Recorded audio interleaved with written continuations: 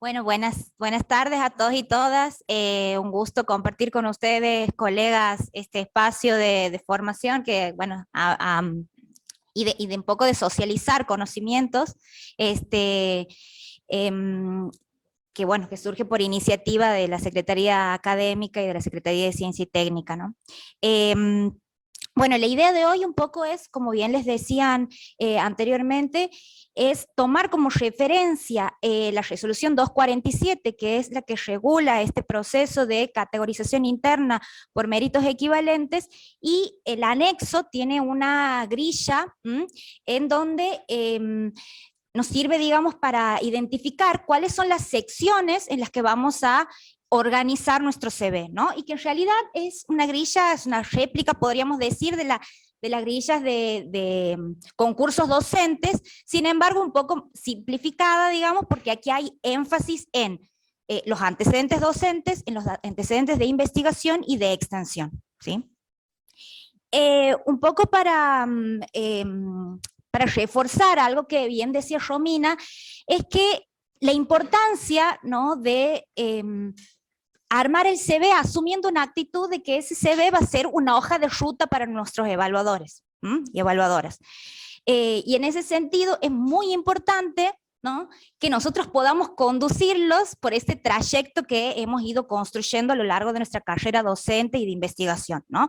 Por lo tanto, en ese sentido es fundamental, ¿no?, lograr especificidad en la presentación de esos antecedentes, también que esos antecedentes queden documentados de manera ordenada, ¿no? Porque si no, los llevamos a dispersarnos por el recorrido que nosotros venimos haciendo. Si presentamos datos de manera fragmentaria, ¿no? Entonces, muchas veces esos antecedentes no se pueden valorar como corresponde, y bueno, y esto también, ¿no?, de cierta coherencia a la hora de documentar esos antecedentes. ¿En qué sentido? En que si yo coloco algún antecedente en alguna sección, ¿no?, por ejemplo, formación de recursos humanos, ¿no?, no la puedo después poner esos mismos antecedentes, por ejemplo, en formación de recursos humanos, en investigación, ponerlos en extensión. O sea, ahí hay que, digamos, también garantizar o procurar cierta coherencia, ¿no?, en la manera en que presentamos esos antecedentes, ¿no? Entonces, por eso parecía muy importante que para que esa hoja de ruta sea clara para el evaluador, ¿no?, procurar, ¿no?, especificidad, orden y coherencia, y fundamentalmente porque es un CV que, como bien decíamos, no va acompañado de documentación respaldatoria, ¿no? Tiene el carácter de declaración jurada, ¿no? Y eso también es un aspecto ineludible. Ahí sí, pasarse a hacer la otra diapositiva. Bueno, eh, hoy, digamos, la idea es ir haciendo este recorrido que serían, digamos, la estructura que debe tener nuestro CV, ¿no? O sea, nuestro CV debe estar organizado por lo menos en estas 7 secciones: datos personales, formación académica, ahí vamos a consignar títulos de grado, posgrado y cursos de posgrado, y ya vamos a ver esto con detalle, por eso lo estoy diciendo de manera rápida. Docencia, investigación científica, producción científica, producción en extensión, vinculación y transferencia, y formación de recursos humanos en investigación, ¿no? O sea, nuestro CV para la categorización interna debe tener, ¿no?, estas 7 secciones, ¿sí? Comenzando ahí por la sección de datos personales, que bueno, esta es un poco la que en general ya la conocemos, ¿no? Nombre y apellidos completos, el lugar y la fecha de nacimiento, nacionalidad, número de CUIL, domicilio actual, localidad, teléfono de contacto, email. Ahí sí hay un email institucional también. Siempre hay que tratar de poner el mail en que nosotros revisamos, ¿no?, con mayor frecuencia, y la unidad académica o facultad, ¿no?, a la que pertenecemos. En nuestro caso, bueno, nosotros todos vamos a consignar la Facultad de Humanidades, Ciencias Sociales y de la Salud. Ahora bien, en relación a, digamos, otros aspectos que suelen ir también en esta primera página, ¿no? Tienen que ver con posibles perfiles de redes sociales que tienen un, digamos, perfil académico, ¿no? Ya vamos a ver ahora, por ejemplo, el perfil, una manera que tenemos de identificarnos quienes hacemos investigación científica es el ORCID. Entonces, colocar el ORCID, ya vamos a ver qué es, ¿no? También suele ser una información muy importante, sobre todo si uno está tratando de dar cuenta de sus antecedentes en investigación, ¿no? Porque es un identificador que le permite al evaluador rápidamente, ¿no?, acceder a nuestro perfil curricular, académico, ¿no? La próxima diapo, sí. Bueno, relación a formación académica. Aquí es muy importante, ¿no?, que podamos consignar los títulos, ¿no?, nuestra formación de grado y de posgrado, ¿no? Y de posgrado no solamente de carreras de posgrado, ¿no?, entendiendo carreras de posgrado, especializaciones, maestrías y doctorados, como también otros cursos de posgrado que hayamos realizado por fuera de esas carreras, ¿sí? En relación a los títulos de grado y posgrado, ¿no?, es muy importante en primer lugar, ¿no?, consignar la denominación del título, o sea, si soy licenciado en Administración de Empresas, si soy Contador Público Nacional, si soy licenciado en Educación para la Salud, la institución otorgante del título, la fecha de obtención del título, el título de trabajo final o de la tesis, ¿no? Generalmente en las carreras de grado hablamos más bien de trabajos finales de grado, tesinas. En las carreras de posgrado habitualmente hablamos de tesis, ¿sí? El director o directora o codirector y codirectora, ¿sí?, si lo hubiera, de ese trabajo final o de esa tesis. El número de resolución, ¿no? Generalmente cuando nosotros presentamos nuestros proyectos de investigación, de trabajo final de grado o de tesis, ¿no?, se emite alguna resolución donde se da cuenta de también quiénes van a ser, quién es el director o directora de ese trabajo, y también los tribunales evaluadores, ¿no? Bueno, entonces es importante también consignar esto. La calificación obtenida en número y en letra. Esto, a ver, ¿por qué no está en negrita? Porque puede o no estar, pero la verdad que es importante, ¿no?, poder colocar esto para dar cuenta también de la calidad del trabajo con el que hemos obtenido ese título, ¿no?, de grado o de posgrado. Y por último, y sobre todo esto, en las carreras de posgrado, ¿no?, especializaciones, maestrías y doctorados, tienen una categoría de CONEAU, ¿no? O sea, periódicamente las carreras son categorizadas, ¿no? Y generalmente los posgrados que tienen categoría A o B son posgrados, digamos, muy bien evaluados por CONEAU. Entonces también en ese sentido dar cuenta de la calidad de formación de posgrado, de la carrera de posgrado que hemos realizado. Es un dato importante también consignar, ¿no?, la categoría de CONEAU que tiene esa carrera de posgrado, ¿sí?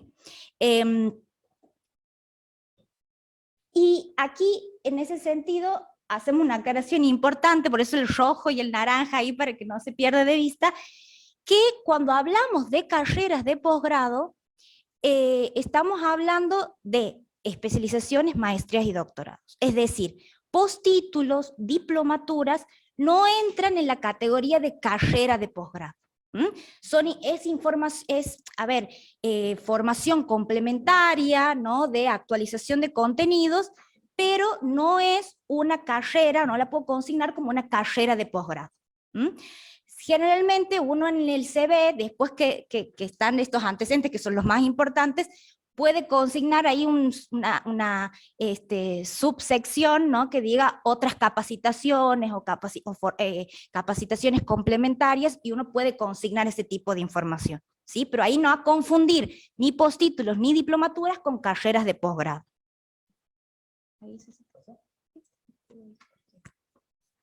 Bien, un poco, ¿qué tal? Buenas tardes. Un poco lo que habíamos pensado es, a medida que vayamos, digamos, especificando cuáles son los criterios que se tienen que tener en cuenta en cada uno de los ítems, ir proponiendo ejemplos que incluyan precisamente aquellos aspectos que son necesarios para que, o que sean necesarios para consignar en el CV. En el primer ejemplo, mencionamos un título de grado, digamos, licenciado en Economía, es el título, digamos, que obtiene la persona que está presentando el CV, egresado de la Universidad Nacional de Tucumán, es decir, quien otorga este título, la fecha de defensa del trabajo final, el título del trabajo, y la dirección o codirección en caso de que haya codirección en el trabajo final, el número de resolución, que es como comentaba Andrea, es la resolución, digamos, que aprueba que el proyecto de trabajo final pueda, digamos, ser desarrollado, en donde se designa al director o al codirector, o director o codirector, y también al tribunal. Y finalmente, digamos, la calificación, pero, digamos, no es un requisito obligatorio consignar. Y después el otro ejemplo también, un título de posgrado, doctor en Economía, egresado de la Universidad Nacional de Rosario, la fecha de defensa de la tesis doctoral, el título, y la dirección. En este caso el ejemplo tiene director y codirectora. La calificación, en este caso sobresaliente, digamos, es otro tipo de calificación dentro de los posgrados. Y aquí nosotros habíamos puesto el ejemplo con recomendación de publicación, que también se suele, digamos, hacer ese tipo de aclaración, porque también da información a los evaluadores de la calidad del trabajo de tesis doctoral, que si el tribunal que ha, digamos, oficiado de evaluador de esa tesis considera que el trabajo está en condiciones de ser publicado. Entonces también es un elemento más a tener en cuenta a la hora de consignar en los datos de formación de posgrado, si la tesis ha tenido, digamos, recomendación de publicación. La categoría del posgrado y la resolución que certifica la categoría del doctorado, que es resolución de la CONEAU. Estos son, digamos, los elementos necesarios que creemos que tienen que estar, digamos, en la formación de grado o de posgrado de cada uno de los aspirantes a la recategorización. Es decir, cuanto más información se ofrezca, más certezas tiene el evaluador de que ese dato es fidedigno. Entonces, todos estos elementos los tenemos que tener en cuenta. Cursos de posgrado aprobados, y aquí una primera aclaración importante es que se incluyen siempre y cuando no se hayan realizado en el marco de la carrera de posgrado que se acredita. Es decir, si la carrera de posgrado está aprobada, se entiende que el analítico figura en todos los cursos que están aprobados, y en este caso, digamos, se pueden consignar los cursos que se han realizado por fuera de, digamos, esa formación de posgrado específica. Lo que sí también habíamos pensado que se puede aclarar en los casos que se está cursando el posgrado y todavía no se tiene, digamos, no se ha accedido a ese grado, a la maestría o al doctorado, etcétera, se pueden especificar cuáles son los cursos que se han realizado en el marco de ese espacio de formación, ¿se entiende? Y los elementos necesarios para tener en cuenta, digamos, para consignar en el CV, es denominación del curso de posgrado, el docente a cargo del curso, institución en el que se ha dictado, el año en que se ha realizado, la carga horaria total y la calificación obtenida en número y letra, y eso también, digamos, no está resaltado en negrita porque no es un dato obligatorio consignar, pero también, digamos, puede estar presente. No sé, Andrés. Hay una cuestión muy importante, digo, a la hora que uno hay una variedad, una oferta amplia de cursos de posgrado, a ver, a cuál, a dónde canalizamos nuestra energía, ¿no? Pues generalmente los cursos de posgrado que tienen una carga horaria mayor de 40 horas superior, son los cursos de posgrado que generalmente, ¿no? Dan cuenta de cierta calidad, ¿no? Y además, generalmente son como créditos, ¿no? En una carrera de posgrado, ¿no? Yo en un curso de posgrado yo hago una institución, una maestría, ¿no? Y hay cursos que son objetivos, generalmente uno puede acreditar esos cursos de posgrado que tienen una carga de 40 horas, sí, o superior. Entonces, eso también digo a la hora de que nosotros también elijamos nuestras alternativas de formación, apostemos, ¿no?, a cursos que, más allá de que respondan nuestros intereses, ¿no?, a que tengan por lo menos esa carga, ¿no?, pensando que tienen todas estas ventajas y también estas valoraciones. No, aquí el curso de posgrado aprobado se ponen todos los cursos que se han realizado. Ahora digo, generalmente los cursos más valorados, ¿no?, son de esas cargas horarias, ¿no? Y siempre los posgrados que se realizan por ahí en el marco de alguna carrera de posgrado, más aún, ¿no? Porque a veces hay cursos de posgrado que se dictan, digamos, de manera aislada, en una oferta específica, pero si está inserto en una carrera de posgrado, ¿no?, es mucho más valorado, ¿no? A veces uno toma un curso específico porque está interesado en ese temático, pero no hace la maestría, por ejemplo, en el marco de la excelencia. Claro. Por eso lo mismo. Ahí tendríamos que poner, en el caso que sea en el marco de la maestría, curso de bla, bla, bla, en el marco de la maestría en tal cosa. Sí, exactamente, sí. A ver, ahí... Claro, ahí hay que aclarar, me parece, si está cursando la maestría, sí, en el marco del cursado de la maestría. En ese caso, sí. Si no la has terminado todavía la maestría. Pero también el ejemplo que proponía Andrea es en el caso de que uno cursa como externo en alguna maestría o doctorado, algún curso que están, digamos, dentro de la estructura curricular, se consigna en ese caso que forma parte de tal posgrado. Exactamente. A ver, ¿qué puede pasar? Vamos con un ejemplo. Sí.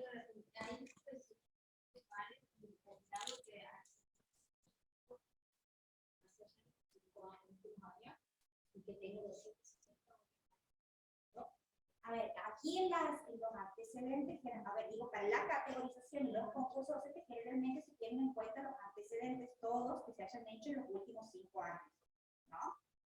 A ver, ¿tiene un valor hacer cursos de este tipo? Sí. Ahora digo, en términos de la valoración que va a haber en el marco de la categorización, tienen en cuenta los últimos 5 años. Ese mismo criterio también rige en los concursos docentes.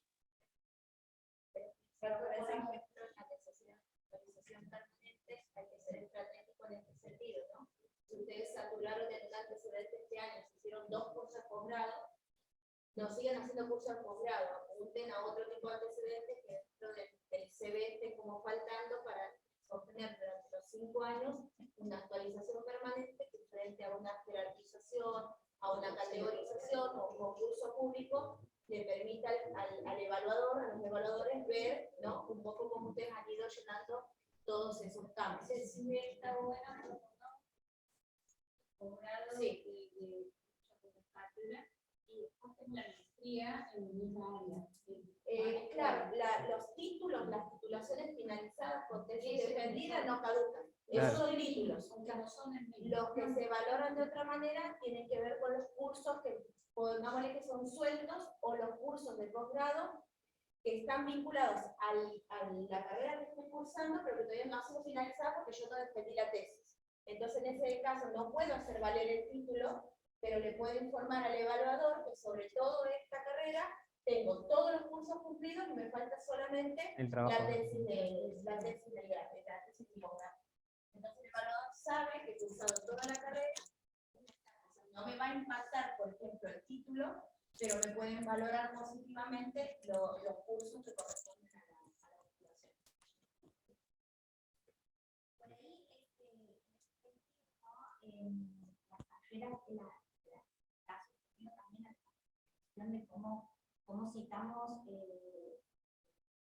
carreras de posgrado, ¿no? Que no han finalizado, que hemos terminado de cursar, pero nos falta presentar la tesis, porque ya hemos presentado un proyecto y tenemos el proyecto aprobado y hay un número de resolución, se coloca, ¿no?, ese número de resolución en la que nos reconoce como tesistas o que estamos en la instancia de tesis, ¿no?, aunque no hayamos finalizado la carrera, ¿no?, porque nos falta cumplir con esa última obligación curricular. Ahora, pensando en estos ejemplos de la diferencia entre la carrera de posgrado y los cursos, puede pasar, ¿no?, hablar de una carrera que tiene que ver con mi campo, por ejemplo, ahí está la especialización de desarrollo rural. Resulta que hago la especialización y hago otros cursos más, ¿no?, para, bueno, poder me inscribo como también en la maestría, que tiene como cierta continuidad, y hago otros cursos. Por eso es que yo termine la especialización. Entonces hago eso como lo acredito, como carrera de posgrado, ¿no? Ahora, hay cursos que he venido haciendo también, ¿no? Para obtener el grado, para optar por el grado de magíster. No he concluido la carrera. Bueno, esos cursos que más o menos tienen que ver con la misma temática, los puedo acreditar como cursos de posgrado. La especialización como carrera y estos otros cursos que he hecho, ¿no? En el marco de la maestría como curso de posgrado. ¿Me explico? Bien. Pasamos. Ahí ella... ¿El orden es simple, el primero va al título de grado, después al posgrado? Sí. Generalmente va al título de posgrado y después de posgrado. No. ¿Y los programas postdoctorales cómo van? Generalmente, si es formación de postdoctoral y es, por ejemplo, una estancia, o se puede poner, generalmente si es por beca, iría por beca de entidad reconocida, por ejemplo, ¿no? Ese es otro antecedente y se valora en otro lado. No como carrera, ¿sí? No como carrera de posgrado, ¿me explico? Que es una instancia formativa, bueno, se pone formación postdoctoral y se pone en el marco de qué institución, ¿no? En torno a qué temática. Siempre es muy importante, pues, primero la denominación, si hay un plan de trabajo que se está desarrollando, el título del plan de trabajo. Y además una resolución que avale, que acredite, ¿no? Que uno está realizando esa instancia de formación. Eso como elemento ineludible. Bueno, aquí tengo un ejemplo de... Ay, no sé si quieres... No, bueno.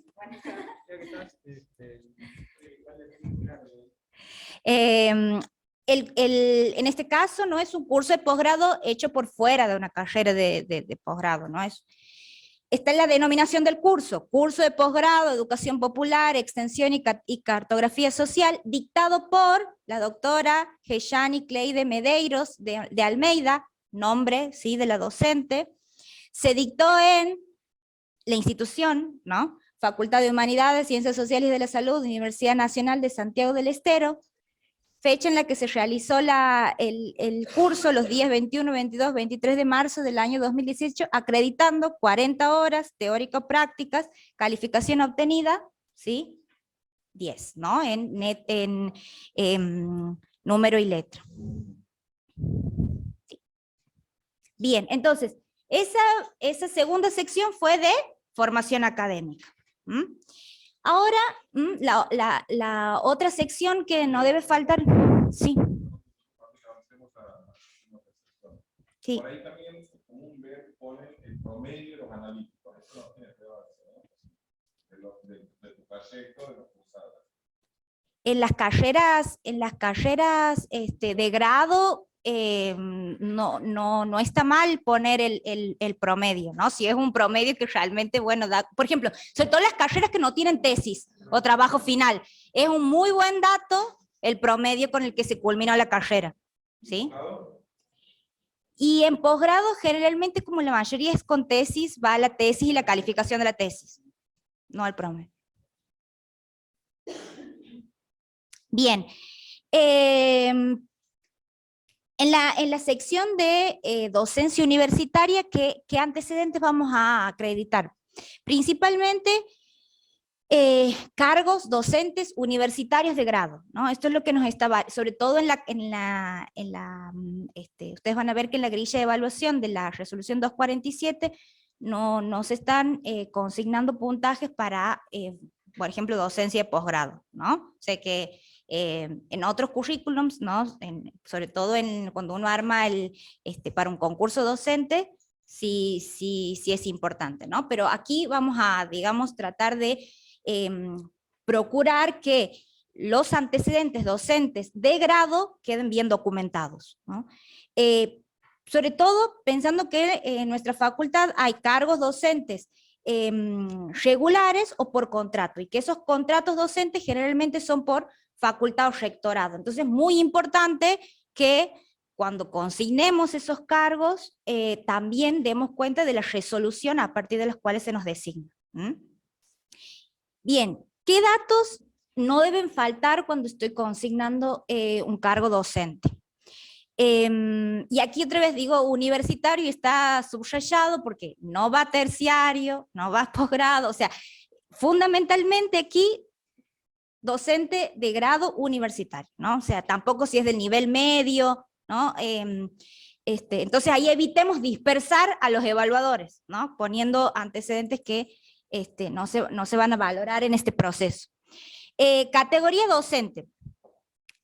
Como ustedes saben, ¿no? Las categorías docentes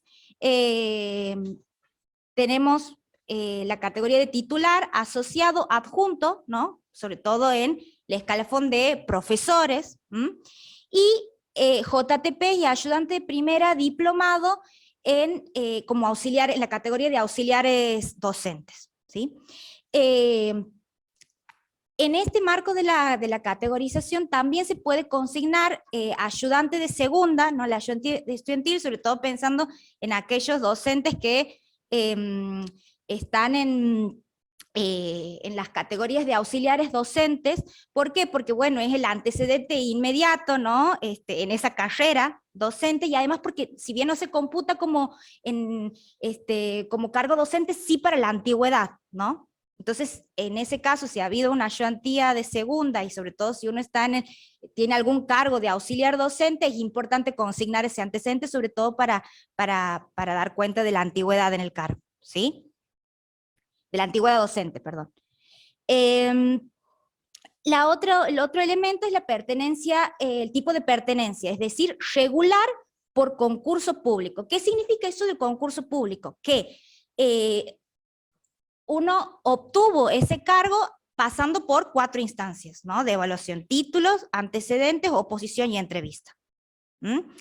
Que usualmente se confunde, ¿no? Con el proceso de evaluación por antecedentes que generalmente opera para la selección de cargos por contrato. Entonces no hay que confundir este tipo de evaluación por antecedentes con concurso público, ¿sí? Entonces, el docente que tiene un cargo de adjunto y que obtuvo ese cargo pasando por estas 4 instancias de evaluación, puede consignar que es regular por concurso público. La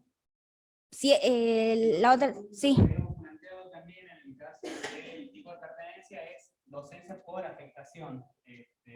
La diferencia del anterior, digamos, en el cual se tiene que consignar la resolución del consejo directivo en caso de ser concurso regular para auxiliar docente, y resolución del consejo superior en caso de ser concurso regular para, digamos, adjunto asociado titular. En el caso de la afectación, por lo general se tiene que, digamos, consignar el número de disposición, que es un número, o sea, es un número de disposición al interior del departamento al cual pertenece, digamos, el docente, y la afectación, digamos, dentro de la carrera. Y en ese sentido también se tiene que consignar la afectación a un determinado espacio. Sí, o sea, si está la disposición, pero además hubiera resolución, se cita la resolución. Ahora, si no lo hubiere, se coloca la disposición emitida por el jefe de departamento. Sí. De ahí, ¿cómo se hace? Supongamos que haya 2 cargos, no se tenga 2 cargos, uno de esos, al marco de uno de esos cargos, tiene una afectación. Bueno, se consigna el cargo por el cargo, exactamente, y él por afectación. Pero la afectación indico de dónde son los puntos. No. Claro. Sí, ahí nos falta por ahí consignar las otras cuestiones, pero tiene que ver un poco con eso. La otra cuestión que debe ir inmediatamente es la dedicación, simple, semi-exclusiva o exclusiva, la materia a la que ha sido designada, ¿sí? El espacio curricular. Y ahí aclarar en lo posible si esa materia corresponde al área teórico-metodológica, ¿no? Porque también da cuenta un poco de la experticia del docente en algunas de esas áreas en la formación específica de esa carrera. El carácter de la materia, si es anual o cuatrimestral, la carrera a la que pertenece, la fecha de ingreso al cargo, y en este caso consignando ahí la fecha del alta, ¿no? Día, mes y año, y si continúa en ese cargo, le agregamos ¿no? Y continúa, ¿sí? En el caso de que haya finalizado, bueno, la fecha de finalización. Otra cuestión, ¿en qué rol, digamos, qué rol hay en el equipo, desempeña en el equipo cátedra? Si es responsable de ese espacio curricular o si es integrante del equipo cátedra. Y si ese espacio curricular tuviera más de una comisión, bueno, indicar, ¿no?, cuántas comisiones, el número de comisiones a cargo. Y finalmente, como decíamos, el número de resolución del cargo docente, ya sea porque es una resolución sobre todos los cargos docentes, es decir, de adjunto, asociado, titular, son cargos que tienen, la designación sale por resolución del Consejo Superior, ¿no? Aunque está referenciada la resolución del Consejo Directivo, ¿no?, se consigna en el CV la resolución del Consejo Superior. Ahora, para cargos de auxiliares docentes, es decir, JTP y ayudante de primera, se consigna el número de resolución del Consejo Directivo. En los casos de los cargos obtenidos por jerarquización, el último jerarquización no tiene por concurso público en el exterior. Uno es docente ordinario, por ejemplo, adjunto, y luego por jerarquización ha pasado a bueno, cuando cambia la categoría se coloca el número de la resolución de la jerarquización. Sí, exactamente, regular. Es regular. Por jerarquización, sí. En general no se pone eso. Jerarquización, simplemente se pone el cargo irregular. Ya no consignan por jerarquización, ponen regular.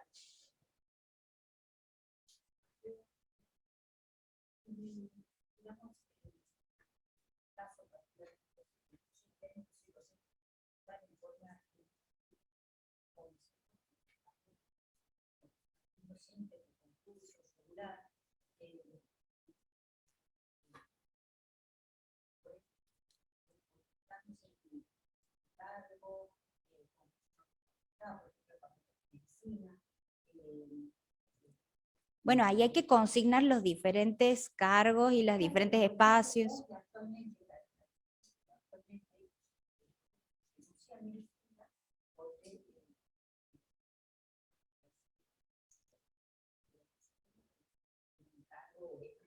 Uh-huh.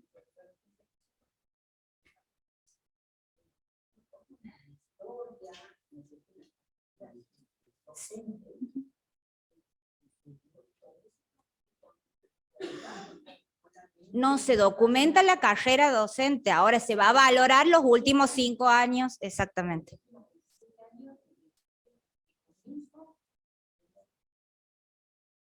Sí, lo ideal es que esté eso ahí. A ver, ¿qué es lo que no cuenta ya cuando hay un proceso, digamos, de mucha trayectoria? Por ejemplo, los antecedentes de ayudante de segunda, por ejemplo, estudiantiles, esos ya no tienen valor pensando, ¿no?, la trayectoria docente, ¿no?, o el recorrido de la carrera docente.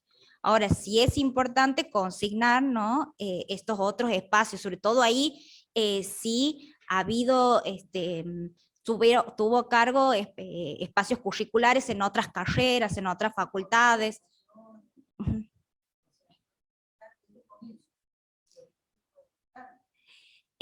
Sí, pero en general se valoran los últimos 5 años, ¿no? En esos casos. La verdad que 27 años un montón.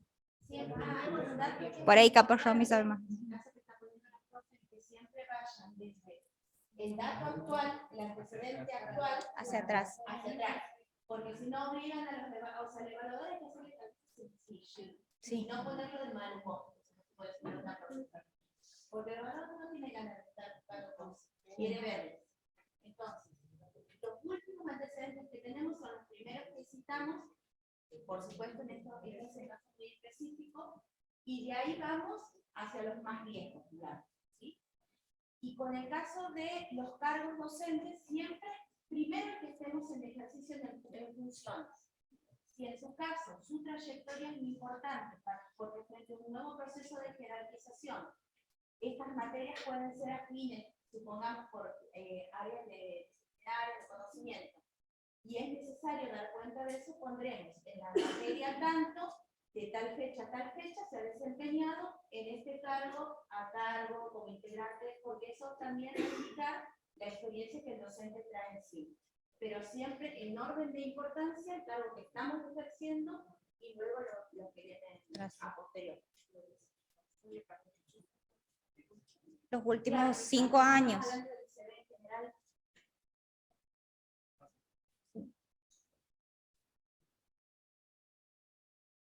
Bueno, ahí están los ejemplos de un cargo docente regular. Aquí, como verán, está primero la categoría docente, profesor adjunto, por exactamente regular, por concurso público, la dedicación, en este caso exclusiva.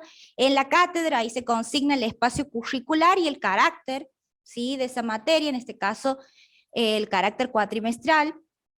La carrera en la que se dicta, de la carrera de licenciatura en trabajo social, y ahí el rol en el equipo cátedra que desempeña ese profesor, en este caso responsable, si fuera integrante, quiere de integrante del equipo cátedra, con 2 comisiones a cargo y designado por, en este caso como es una categoría de profesor, porque es profesor adjunto, ¿no? La resolución que se está consignando es la del Consejo Superior, ¿sí? Y ahí, como es un cargo en ejercicio, ¿no?, la fecha de inicio y continúa.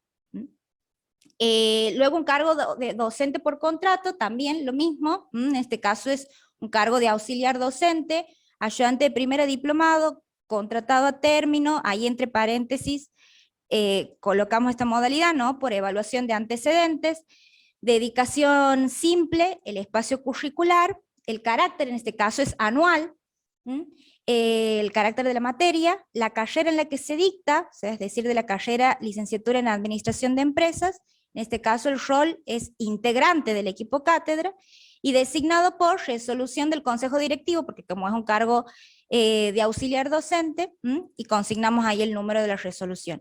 Y en este caso es un cargo que finalizó y terminó, inició el 1 de abril, ¿sí?, del 2015 hasta el 31 de marzo del 2016. Bueno, eso en relación a cargos docentes. No sé si hay alguna cuestión más que haya que... Por ahí en las contrataciones, las renovaciones siempre son anuales. Ujú. Entonces, ¿cuál es la resolución que se consigna? O sea, ¿consignan todas desde que uno ingresó, fue contratado por primera vez y después se va a Se acabar? van actualizando las resoluciones por designación o por renovación del contrato, se tienen que ir consignando los En números orden de sucesivo. resolución por cada renovación. Claro. Sí, sí, sí. Toman esa pregunta, sí. Bueno, la otra cuestión, la otra sección, en realidad, importante el CV, sobre todo en el marco de la categorización interna, es los antecedentes en investigación científica. Aquí, ¿qué se está valorando principalmente? Se valora la participación en programas y proyectos de investigación. ¿Qué información en general debemos consignar? Aquí una aclaración importante es que tenemos que acreditar aquellos proyectos o programas de investigación que estén acreditados, es decir, que hayan pasado por el proceso de evaluación y hayan sido aprobados.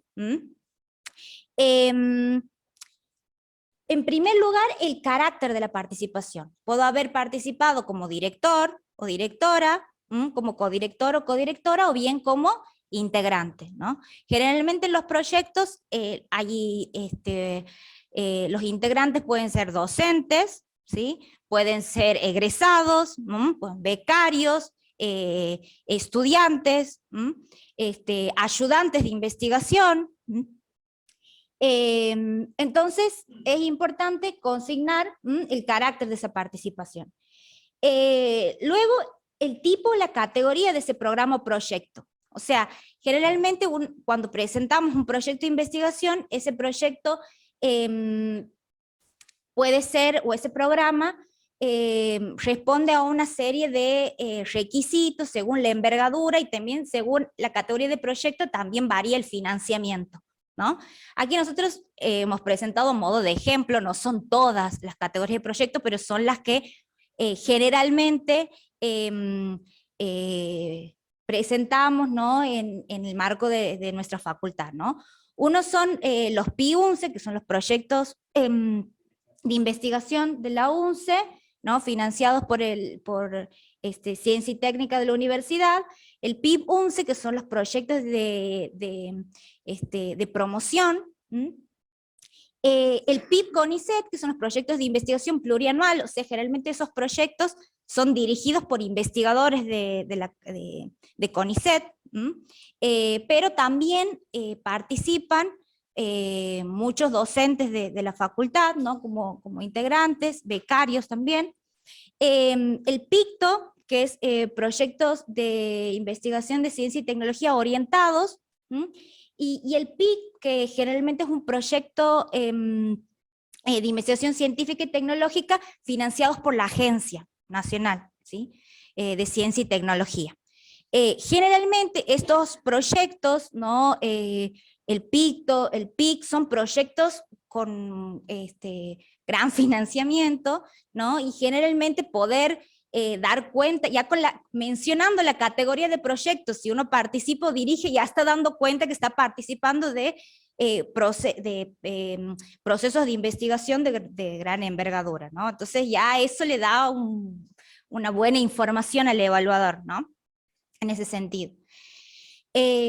Bueno, fundamentalmente la denominación o el título del proyecto, seguido de la categoría, colocamos la denominación, el código del proyecto. Siempre los proyectos tienen asignado un código, varía según la institución que lo financia, ¿no?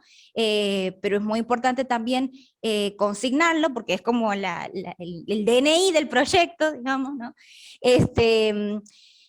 El número de resolución de la aprobación del proyecto, la institución que lo financia y lo promueve, que no necesariamente puede ser una, puede haber varias instituciones que estén financiando esos proyectos. La fecha de inicio del proyecto y de finalización. Y el financiamiento, que es algo importante, sobre todo cuando uno está participando de proyectos de gran envergadura. ¿Por qué? Porque eso también le da cuenta al evaluador que, bueno, uno está administrando y gestionando grandes fondos, ¿no? en materia de investigación, ¿no? Entonces también da cuenta, ¿no? de esa capacidad de gestión en el marco de la investigación científica. Y otro dato muy importante, pero esto sobre todo para los que participan en el rol de integrantes de esos programas o proyectos de investigación, es la fecha del alta de proyecto, porque muchas veces los proyectos inician y hay gente que se va incorporando en el camino. Entonces, generalmente hay un trámite de alta y para los integrantes es importante consignar eso en el caso de que no estén desde el inicio del proyecto. ¿Ah? Y lo da la Ciencia y Técnica de la UNCE. Bueno, los proyectos, generalmente en la página ustedes van a ver que hay un formulario de alta, y uno cuando, bueno, quiere empezar o iniciarse en esos proyectos, llena ese formulario firmado por el director y puede ya acreditar, ¿no? Después esa participación. De hecho, cuando uno lo quiere, en el caso de los concursos, ¿no? Que hay que presentar documentación respaldatoria, uno tiene que ir y solicitar, ¿no? por nota, por supuesto, a Ciencia y Técnica en la sede central, y le emiten un certificado de los proyectos en los que participa. Y en qué roles, ¿no? Y eso generalmente es la documentación que uno debe adjuntar en el caso de concursos donde se solicita documentación respaldatoria.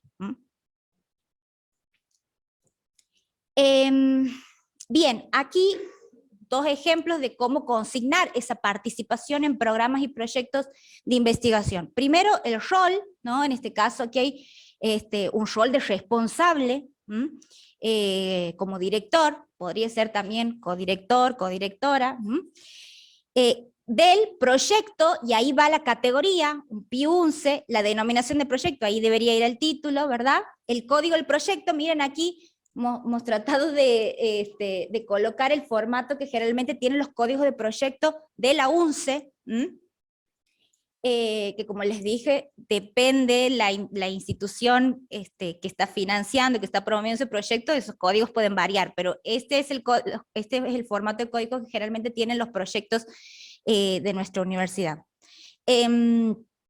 Aprobado por el número de la resolución, financiado por, en este caso, la mayoría de los proyectos, ¿no? Debemos consignar Consejo de Ciencia y Técnica de la Universidad Nacional de Santiago del Estero, y iniciado en la fecha de inicio, día, mes y año, finalizado en día, mes y año. Sí, el otro ejemplo lo Sí. que muestra, a diferencia del primero, que en el rol de director, en este caso del primero, el segundo es el rol de integrante, cuando un docente participa en el proyecto de investigación, un becario, etc., donde se especifica precisamente los mismos datos, el rol de integrante, el proyecto, digamos, y la categoría del proyecto, la denominación, o sea, el título que lleva el proyecto de investigación, el código, en este caso, digamos, hemos utilizado el mismo ejemplo, digamos, del proyecto PIUCE, el número de resolución, y en este caso se tiene que aclarar, digamos, bajo la dirección de quién o codirección de quién se encuentra, digamos, aprobado el proyecto, es decir, especificar nombre de director o directora, codirector y codirectora en caso de que lo haya, la institución que financia el proyecto, y también la fecha de alta en el proyecto, digamos, es decir, desde qué momento uno comienza a participar como integrante de ese proyecto de investigación. Sí, ahí es muy importante. Generalmente los proyectos de UNCE siempre el inicio es el 1 de enero de tal año, ¿sí? Y finaliza el 31 del 12 de tal otro, ¿no? En este caso, como verán, esto está aquí plasmado en este primer ejemplo, pero aquí se ve que en este caso se incorporó después esa persona, entonces tiene que consignar ahí claramente la fecha del alta en el proyecto.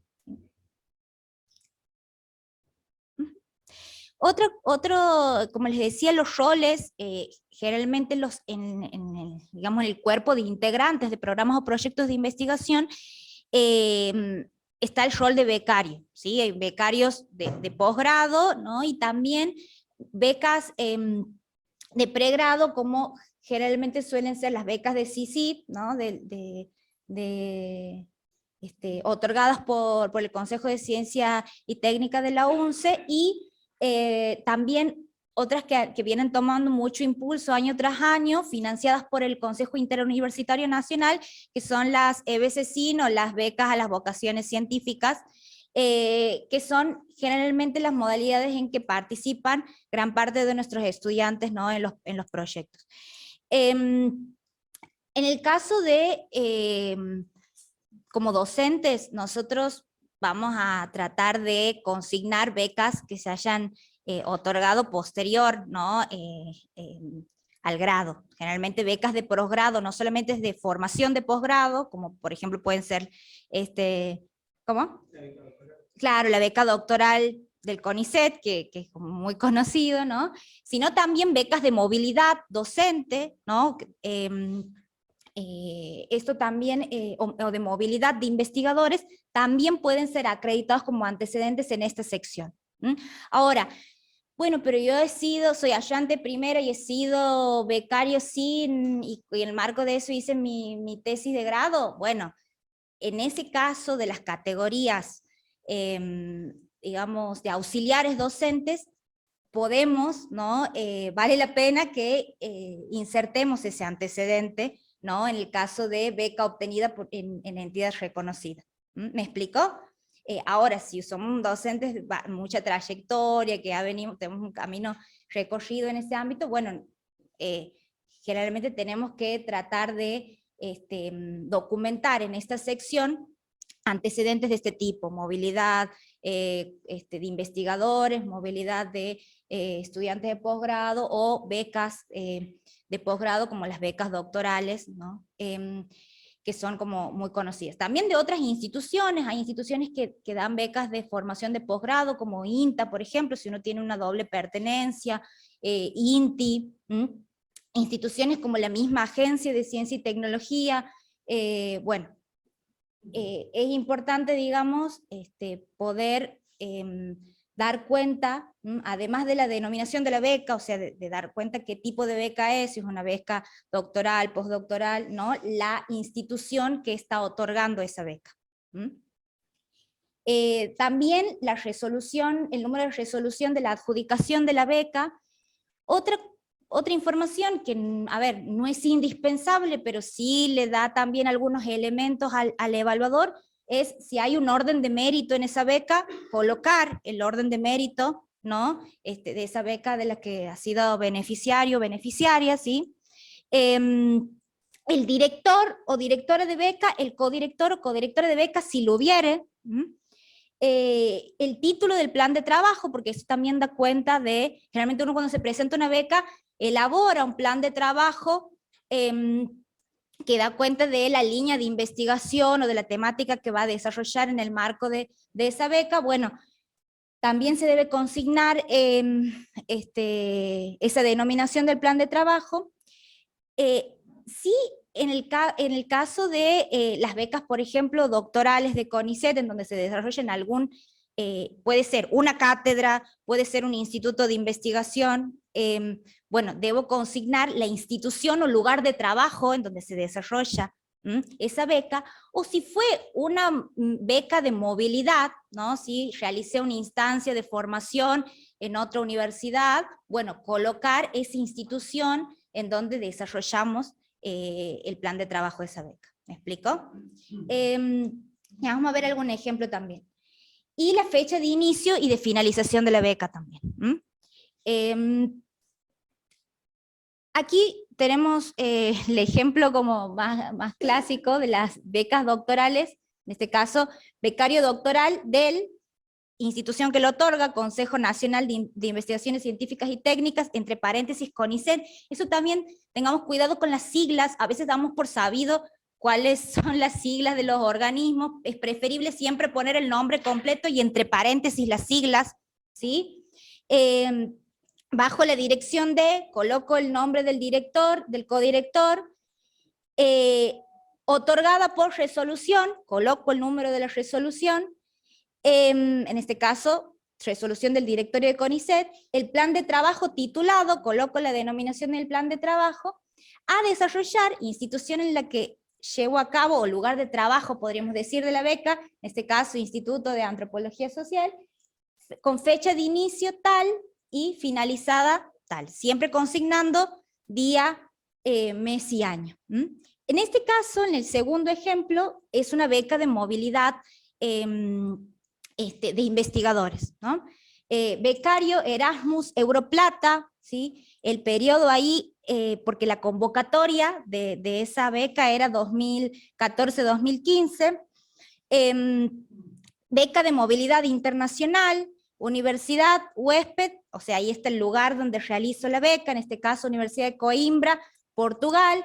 Se realizó una instancia de investigación por 6 meses y el instituto en particular, Centro de Estudios Sociales de la Universidad de Coimbra, bajo la dirección de tal persona, ¿sí?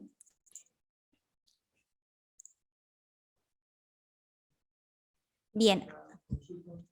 Respecto de los antecedentes de investigación, antecedentes de investigación en otras universidades, bueno, ¿no? Hay que acreditarlos, ¿sí? Va a documentarlos, perdón. Claro, pero puede ir a la resolución. Si las tiene a la información hay que tratar de consignarla, porque es importante, porque da, o sea, es la garantía de que ha habido un acto administrativo, ¿no? Que da cuenta de que, de que se ha dado esa acción, esa instancia de formación o lo que fuera. Ahora, si no está y no lo puedes encontrar, bueno, no se pone, pero lo óptimo es que esté, números de resoluciones, códigos. Nosotros, ¿qué les estamos planteando?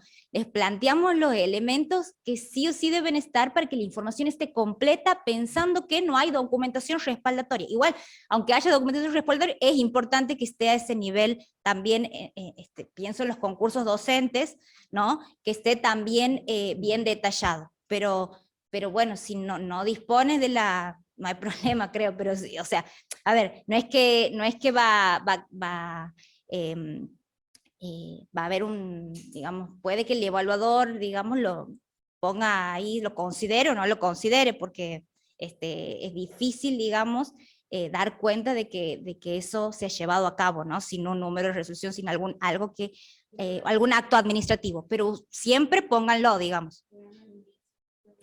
Claro. Pero es importante, sí, documentar eso. Es complejo, sí. Pero por eso es muy importante serlo más, y las resoluciones, ustedes van a ver que en todos los antecedentes que estamos poniendo, es importante que esté el número de resolución. Si no, es como que el evaluador no tiene cómo constatar que eso efectivamente se ha dado. Bien, en producción científica, ¿qué tipo de antecedentes tenemos que... esto fue... Bueno, antes de... A ver, en la producción científica, ¿qué llaman producción científica? Sí.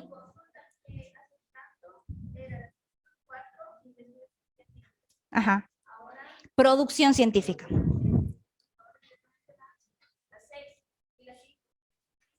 A ver, capaz que no nos confundemos. Becas. No, no, becas estaba capaz que hay un problema ahí con la numeración, pero después no importa. Claro, ahí fue. No, pero becas estaba dentro de participación científica. Pero claro, ahí debería ser 5. Ahí debe ser 5. Hay un problema con la numeración de la diapo. Mil disculpas. Pero sería, la posterior es esto, producción científica. Sí. Que aquí generalmente se están documentando antecedentes en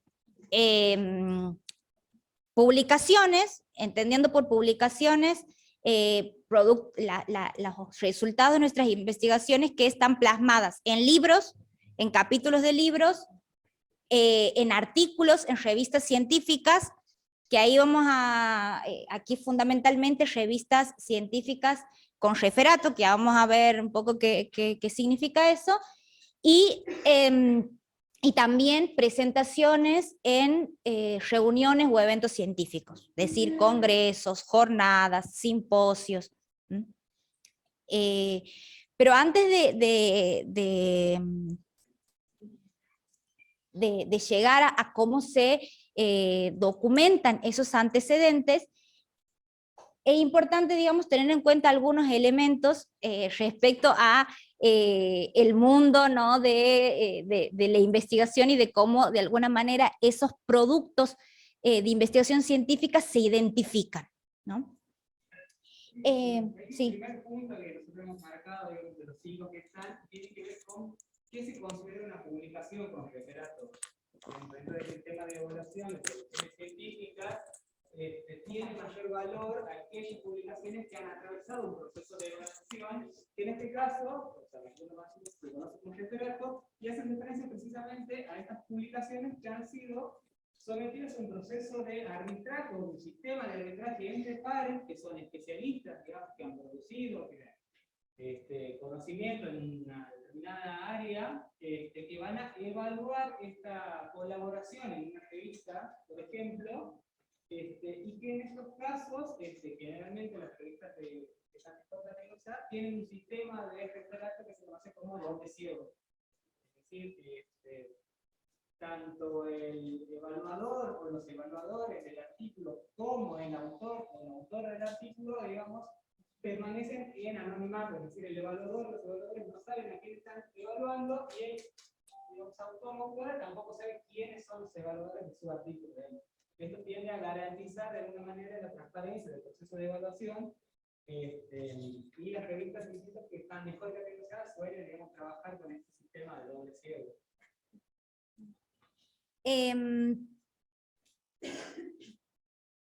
La mayoría de las revistas, ¿no? De las entidades, cuando nos van a publicar un artículo, ¿no?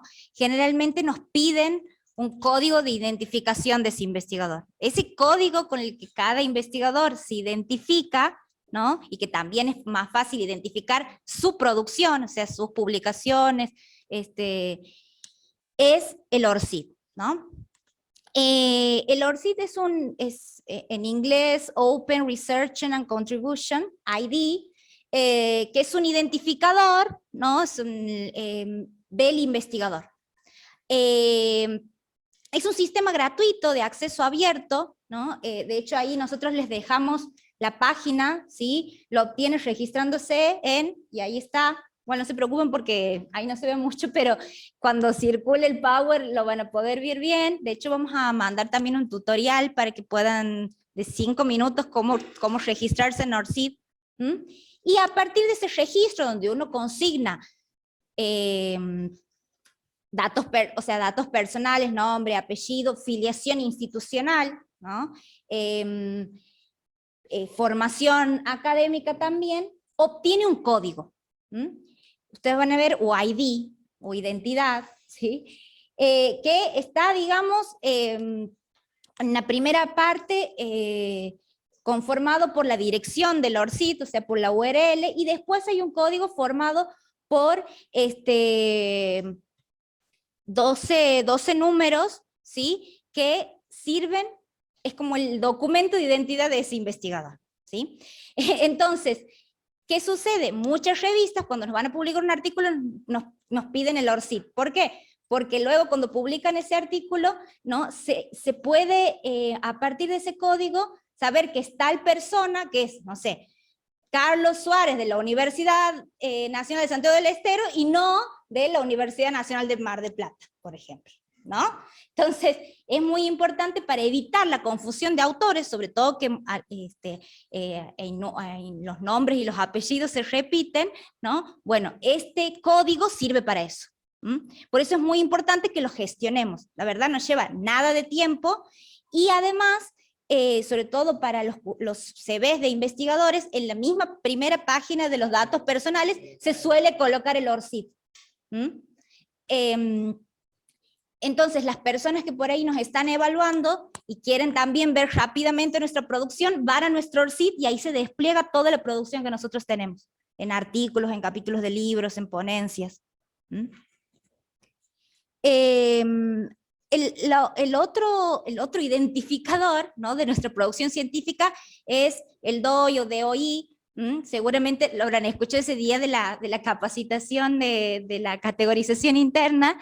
Es un código para identificar artículos en revistas científicas electrónicas.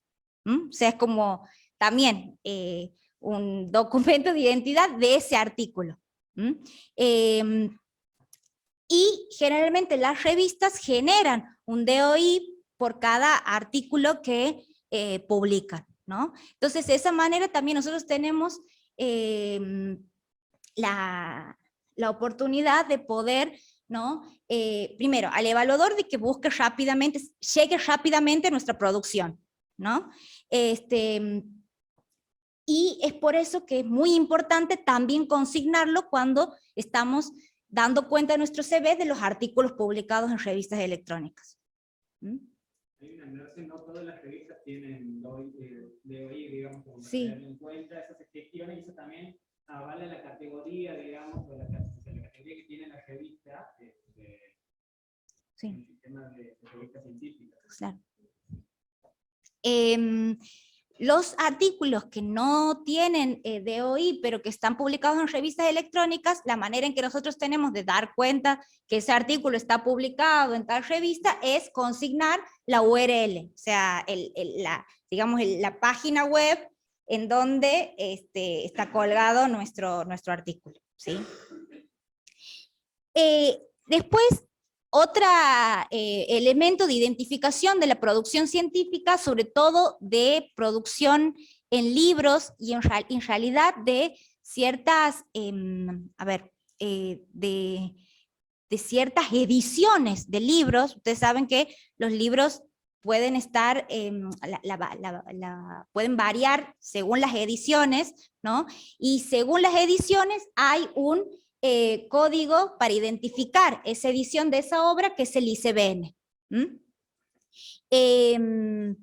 Miren que digo edición y no reimpresión, porque la edición implica que hay un cambio o en el formato o algún cambio en la traducción, si es una obra en una lengua extranjera, ¿no? Entonces, en realidad, el ICBN está identificando la edición de determinada obra. Por ejemplo, una misma obra, o sea, un mismo libro, un mismo título, esa obra puede tener diferentes ICBNs porque puede tener diferentes ediciones. Entonces, es muy importante también poder consignar, en el caso de ciertos libros o ediciones de esos libros, el ICBN.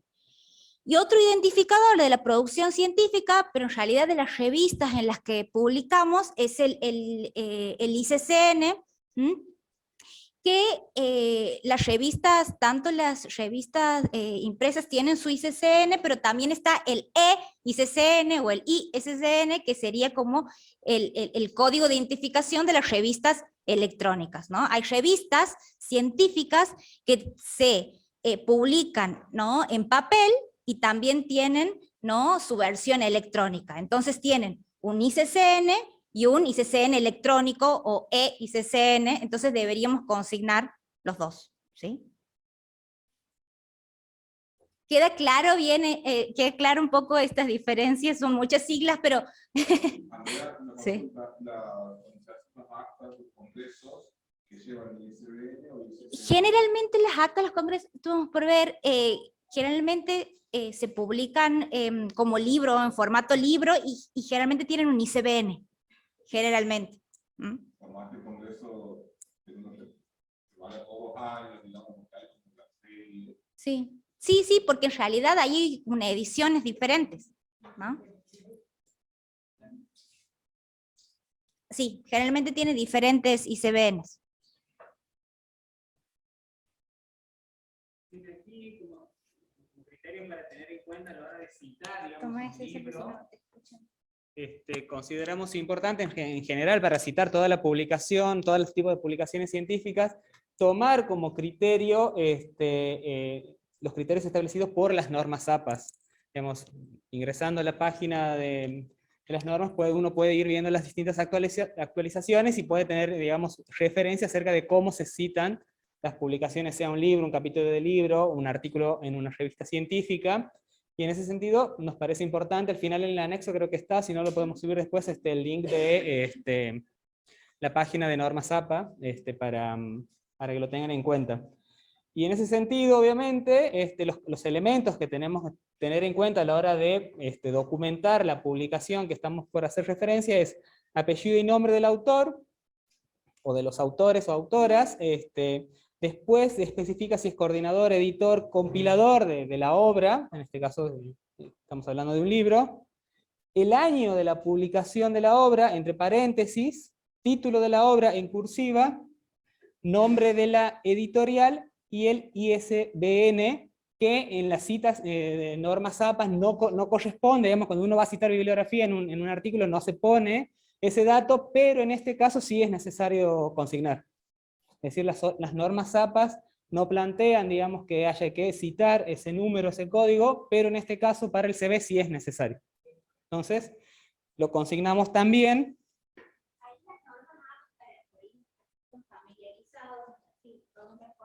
Son normas de estilo que de alguna manera utilizamos en la Producción científica. Exactamente, la producción científica, en textos académicos, como artículos, artículos que estamos realizando, a la hora de citar autores o de referenciarlos en la bibliografía, ¿no?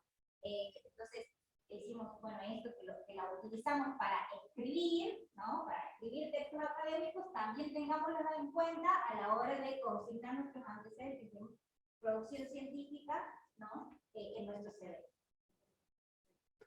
Y como ejemplo ponemos, digamos, la cita de un texto de Oscar Chamosa. En realidad, bueno, las normas APAS en la última actualización, lo que se consigna es la inicial mayúscula del nombre, punto, el año de publicación, el título en cursiva, la editorial, y en este caso, en la última, no se consigna el lugar de publicación. Y, como habíamos dicho al principio, es necesario colocar el ISBN, digamos, que identifica la publicación. Y ahí nosotros decimos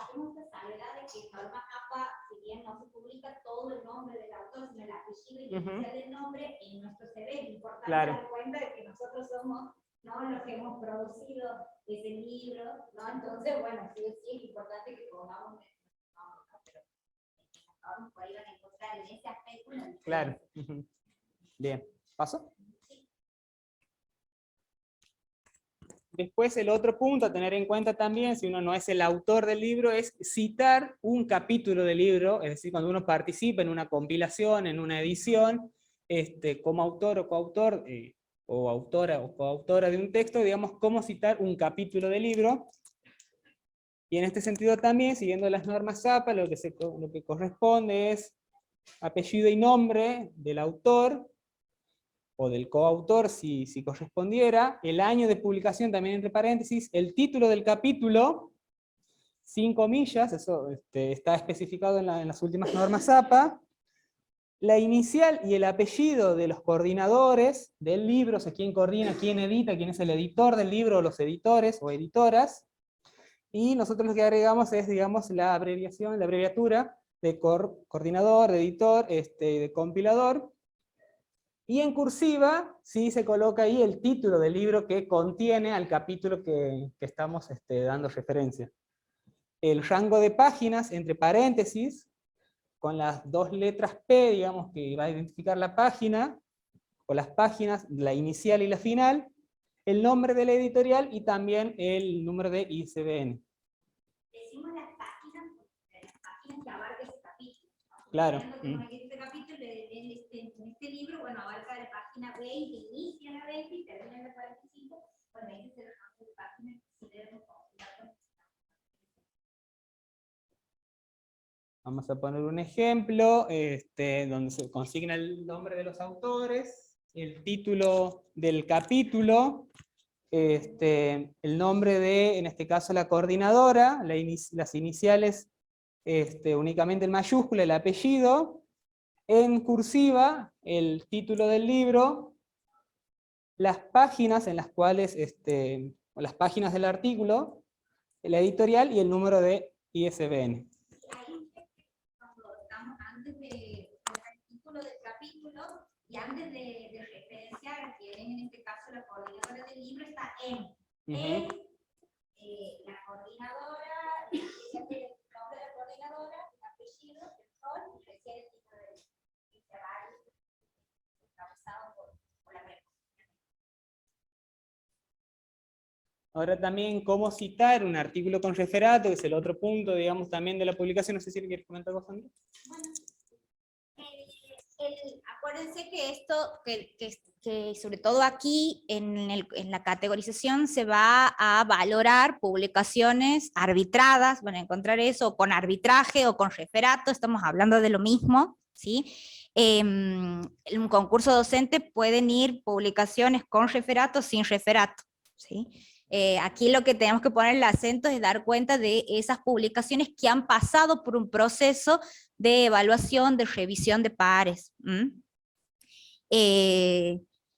Entonces, ahí en primer lugar el apellido y el nombre del autor o coautores, si hubiera más de un autor, el año de publicación de ese artículo, también entre paréntesis, o sea, siguiendo el formato como veníamos trabajando el ejemplo anterior, el título del artículo, el nombre de la revista, y eso sí va en cursiva, e inmediatamente el ICCN. Si bien en las normas MAPA, y aquí va otro paréntesis en ese sentido, si bien las normas APA no están indicando que debe ir el ICCN, en este caso, como saben que se puede identificar más rápidamente la revista en donde hemos publicado, si es un dato importante para el evaluador, entonces sí lo consignamos en nuestro CV. Si eso no dice las normas APA, pero nosotros lo recomendamos en el armado de el CV. Otro elemento muy importante es que las revistas suelen estar también organizadas en volumen y en número. No todas las revistas tienen volumen, así que no se preocupen, no hay volumen, no voy a poner la revista, no, sino que hay revistas que tienen volumen y número y hay algunas que solamente sí se organizan por número. Entonces también es importante consignar estos dos elementos. Y también el rango de página de las páginas que abarque ese artículo en la revista, ¿sí? Siempre la página inicial y la final. Miren que a diferencia de un capítulo del libro, en las normas APA, para el capítulo del libro hemos visto que ese rango de páginas estaba precedido por la sigla PP. En el caso de los artículos, eso no se coloca, solamente se pone la página inicial, guión medio, y la página final, ¿sí?, del artículo. Luego, si esa revista, si ese artículo está publicado en una revista electrónica, fundamental consignar el DOI o la URL si no hubiera DOI, ¿sí? Si no hubiera ese identificador, ese código en el que se identifica el artículo, va la página en la que podemos encontrar ese artículo. Y por último, hay artículos que no están publicados, pero sí están aprobados, pero por una cuestión de los procesos editoriales de la revista y de los tiempos, todavía no ha sido publicado. Esos artículos que están aprobados, pero no han sido publicados, se llaman artículos en prensa. Entonces, si tenemos artículos aprobados en revistas con referato, los consignamos y al final colocamos ahí entre corchetes, ¿no?, en prensa, ¿sí? Hay una aclaración, no se consignan en estos casos los artículos que están en evaluación, o sea, que todavía están atravesando el proceso de evaluación, esos artículos no se deben consignar. Pequeña aclaración. Ahí Ulises, no sé.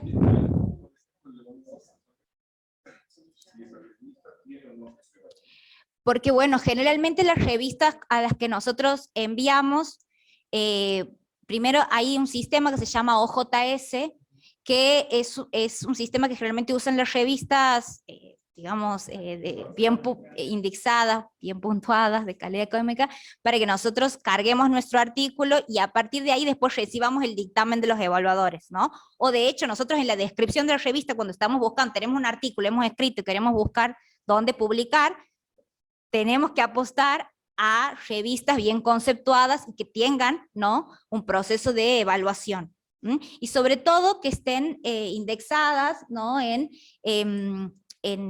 catálogos importantes como por ejemplo Scopus, no sé si lo han escuchado, ya los voy a anotar aquí, Cielo, Redalic, ¿no?, que son generalmente estos catálogos donde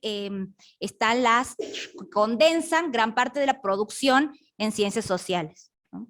Lo importante por ahí es que generalmente las revistas con artículos en prensa emiten un documento, Sí. ¿no?, que uno puede acreditar para decir, bueno, este artículo está en prensa, efectivamente.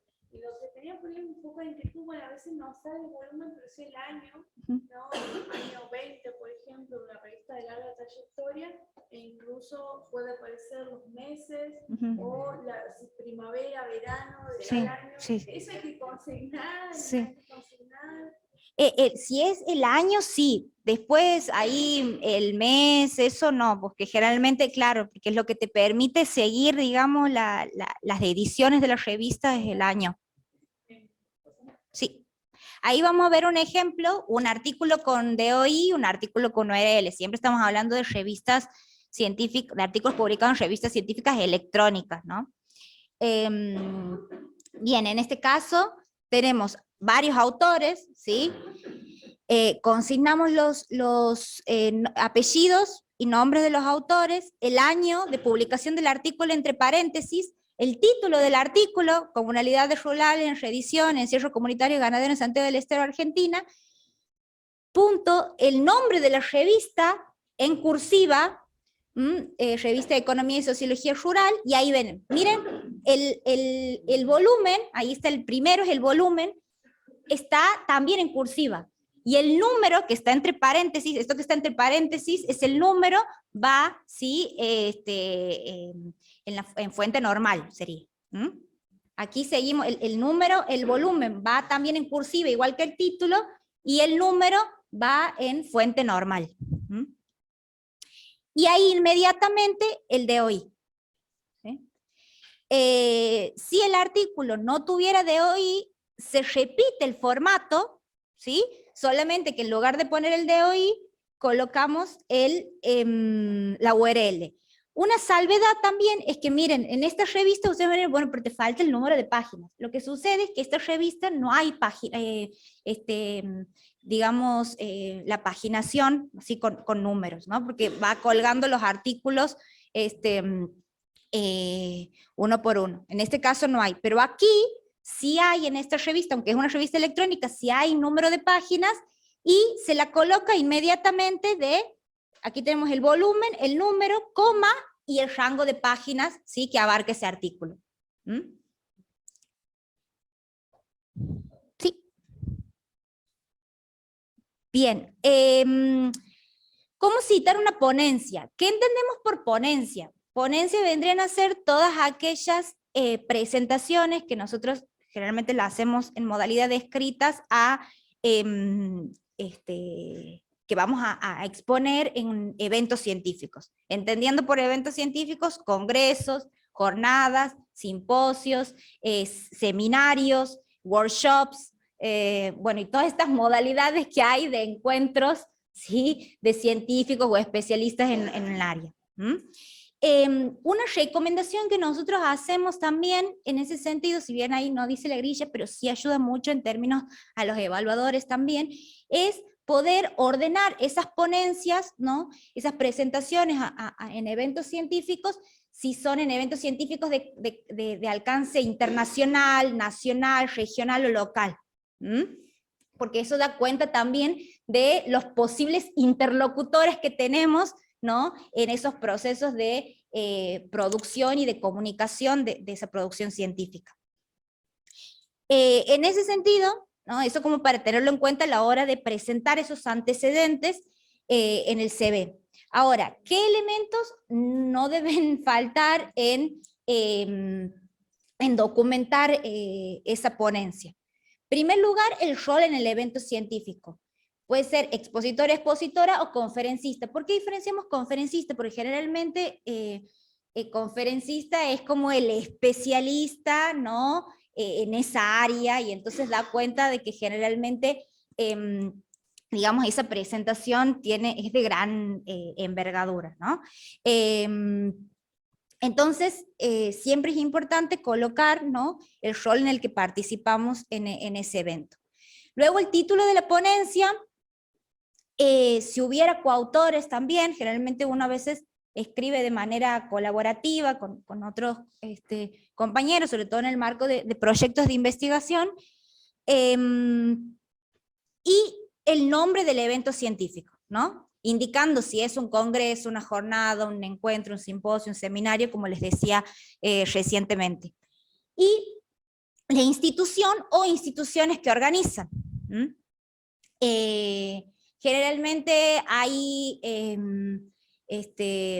encuentros de la Sociedad de Antropología de la República Argentina, pero además organizan, ¿no? La Universidad Nacional de La Plata, la Universidad de... Bueno, entonces es importante también consignar, ¿no? Cuáles son esas instituciones que están promoviendo y participando de la organización del evento. Fecha y lugar de la realización del evento, y sí, y ahí recuperando esa consulta que nos hacía Ulises, y sí, esa ponencia también está publicada en un libro de resúmenes o en actas de congresos y tiene un ICBN, también colocar ese ICBN. Sí. Podría ser un rol que yo tengo, como autor, hay que mencionar autores. Generalmente, a ver, el que se consigna como expositor, a pesar de que hay uno que por ahí es el que va de portavoz, pero todos han trabajado en ese, no hay que hacer esa distinción. Pone expositor y se dice en coautoría con tal y tal y tal. Se los menciona como autor. Por ejemplo, decimos, participación en congreso, expositor de la ponencia, título de la ponencia, en coautoría con tal, tal, tal. Siempre con esta de apellido, nombre, apellido, ¿sí? Ahí veamos un ejemplo. Expositor, aquí hay uno con coautoría, mira, justo. Expositor en la 9ª conferencia de Claxo, Tramos de la Desigualdad, es el nombre del evento. La ponencia se tituló Estrategia de los Movimientos, bueno, nombre largo ahí, no vamos a leer. Título, sí, esto que está en negrita, de la ponencia, presentado en coautoría con, y ahí los autores, los coautores, siempre apellido y nombre de los coautores.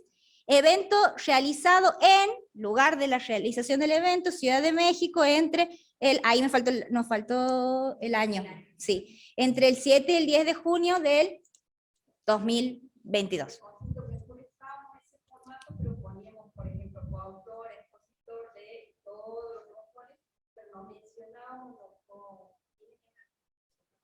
Claro. No, sí, es importante.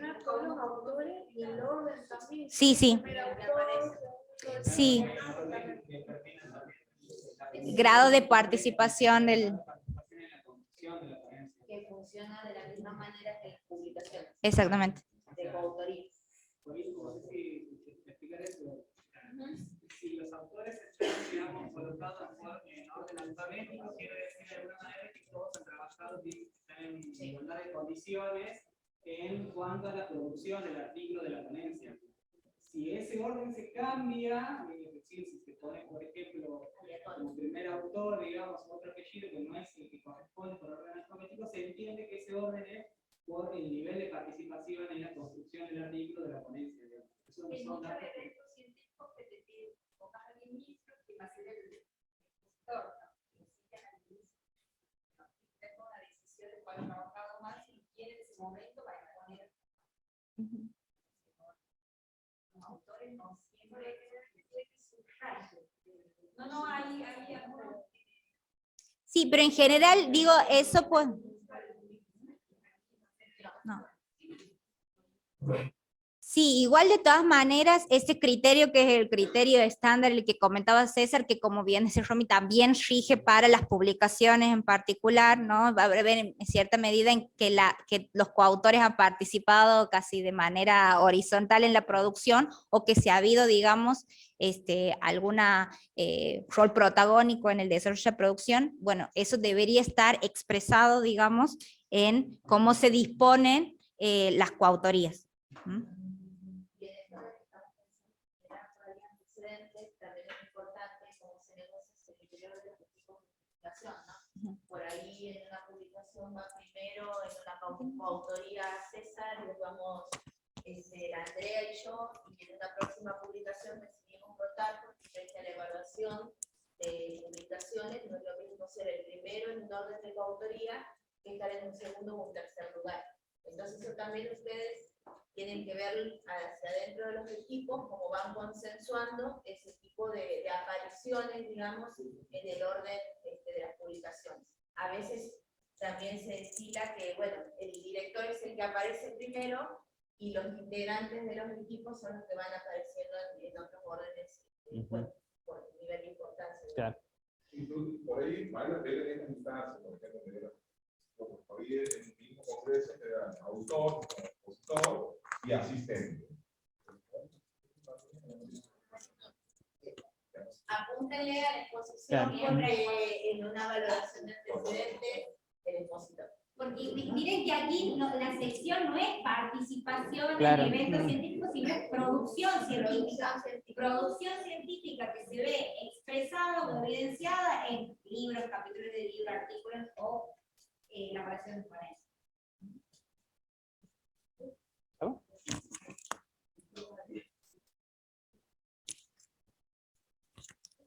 Otra de las secciones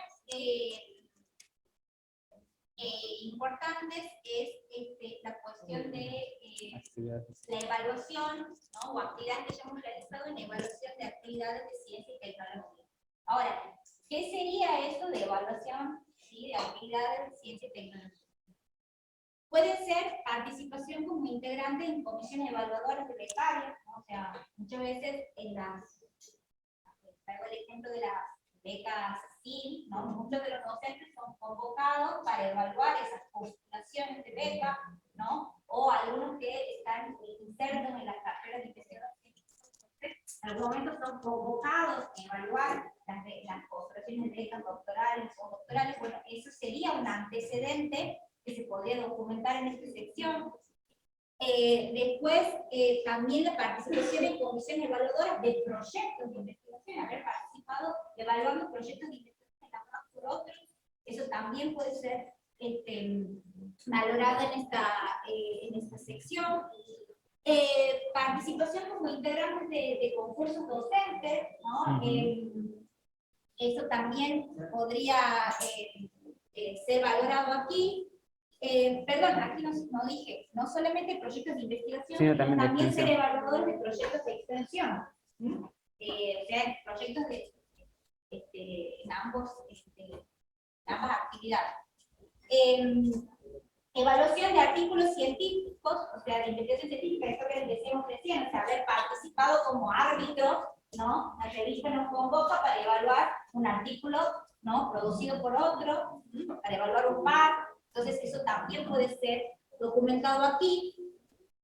Evaluación de tesis de grado y posgrado, haber formado parte de tribunales evaluadores de tesis, y también evaluaciones de trabajos presentados en reuniones científicas. Ustedes han visto que muchas veces en los congresos, en los jornadas de investigación, hay instancias de convocatoria de esas ponencias y una instancia de evaluación y de aceptación de esos trabajos. Bueno, haber participado evaluando, ¿no? Resúmenes de ponencias o ponencias concretas, como también haber participado en el rol de comentarista. Muchas veces esas instancias no se realizan previo a la realización del congreso, pero sí durante las mesas de trabajo hay alguien que tiene el rol de moderador, pero también muchas veces hay un comentarista que ha hecho el trabajo de revisar esa ponencia y poder hacer algunos aportes. Entonces, ese tipo de antecedentes también los podemos documentar como actividad de evaluación coordinador de mesa no, porque digamos, no hay una evaluación, a menos que ha habido un proceso, a menos que haya participado en este proceso de evaluación.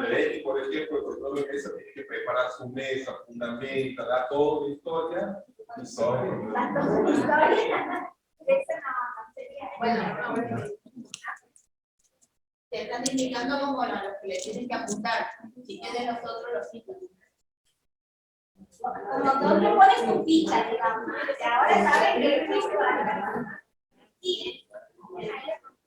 silencio, si no se escucha, ahí la compañera del entonces no se escucha.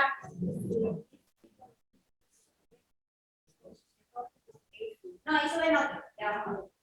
Formación de recursos. Sí, recuerden que estamos ajustando a aquellos aspectos que se van a valorar en el proceso de la categorización interna a partir del anexo de la 247, ¿sí? De la resolución 247. Que si bien tiene como base la anilla de evaluación académica para los concursos docentes, hay que, como les decía, enfatizar en los antecedentes de docencia y investigación. Bueno, y extensión también. Bueno, por ejemplo, en el caso de la evaluación de becas, ¿no? Ahí colocamos el año en el que se participó de esa actividad, hay el rol integrante de la comisión, en este caso es de la comisión de Sociología y Demografía, es de CONICET, de evaluación de postulaciones a becas doctorales y postdoctorales de CONICET. Esto en el caso de acreditar antecedentes de evaluación de becas de investigación. Evaluación de proyectos de investigación, ahí también el año, ahí sería evaluador externo de proyectos de investigación del Comité de Ciencia y Técnica perteneciente al Consejo de Investigación Científica y Tecnológicas de la UNES. Técnicas.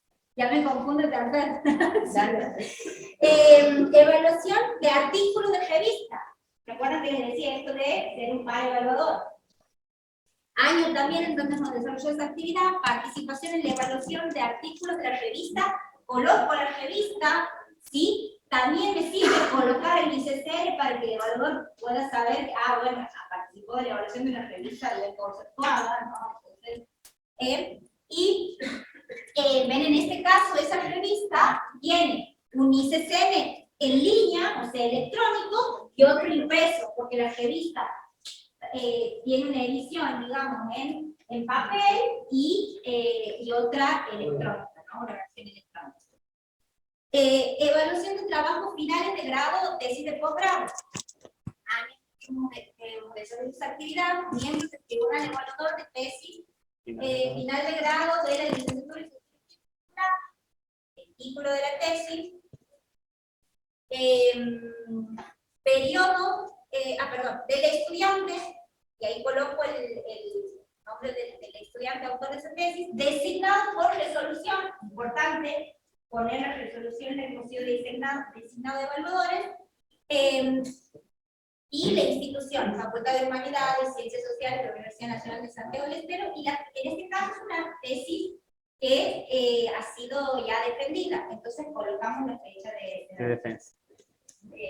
También no se olviden de pedirle a sus coordinadores que cuando los designan integrantes del tribunal les remitan una copia de la resolución por la que ustedes han sido designados, ¿está? Porque esta es la documentación que van a tener para poder acreditar el proceso.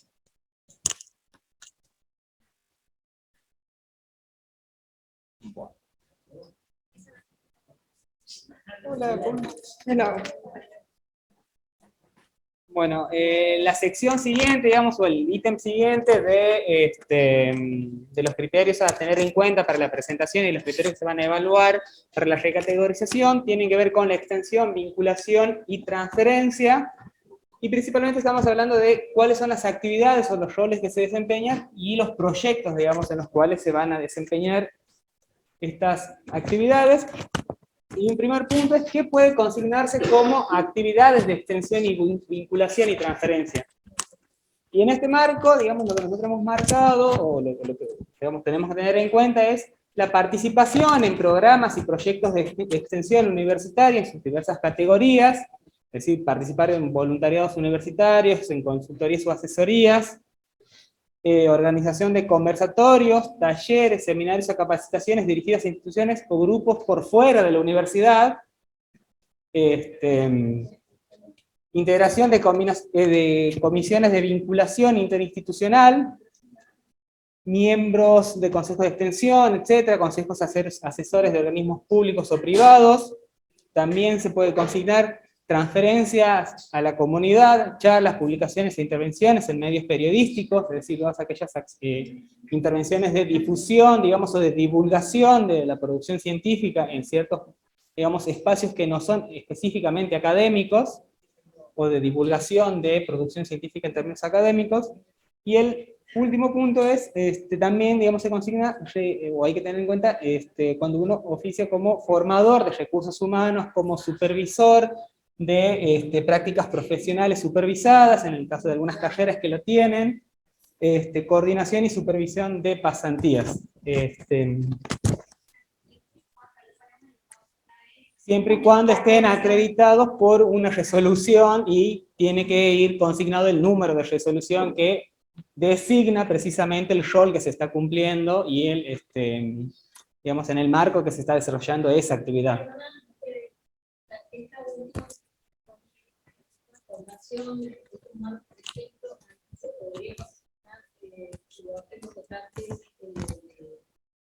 De residencia, ¿eso sirve? Ahí no sé. En mi servicio, vos sos supervisora de rotantes de residencia, bueno, debería la institución otorgarte darte una alguna certificación que acredite, donde quede claro, consignado por esa institución cuáles rotantes de residencia han estado bajo su supervisión. de supervisión en su proceso de formación. Y eso sí, que también puede ser de un posgrado. Yo he sido de las trabajadoras que yo seguido, no, eso sirve. Si hubo un acto administrativo, es decir, si alguien te ha designado a vos Si es un posgrado, tiene que haber habido un acto administrativo. Bueno, entonces consignas el número de resolución o disposición, que es el acto administrativo por el cual a vos se te designa tutora o supervisora o la figura que tengas en el seguimiento de eso. Si no lo tienes que solicitar. Claro, siempre y cuando implica una inserción en un ámbito institucional por fuera de la universidad, ¿no? Pero que además, obviamente, implica un proceso formativo, pedagógico, bueno, hay que revisar, pero como, no sé, Claro. el tema es que nada de esto, digamos, tiene valor a los ojos del evaluador si no hay un acto administrativo que dé cuenta de eso, ¿no? O sea, por eso es muy importante que a veces uno pierde y se hace un montón de cosas y no pide la hay una certificación, no pide. Eso lo debería acreditar, por ejemplo, la Secretaría de Ciencia Técnica del Ministerio. Sería algo que aceleraría la Secretaría de Ciencia Técnica acreditaría la aprobación.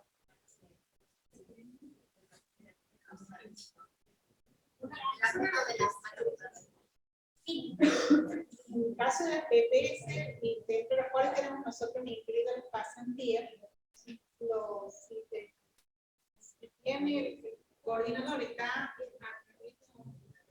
en posición, por lo menos por ahora, del departamento, los tutores de pasantía, que sería el caso, ¿no es cierto?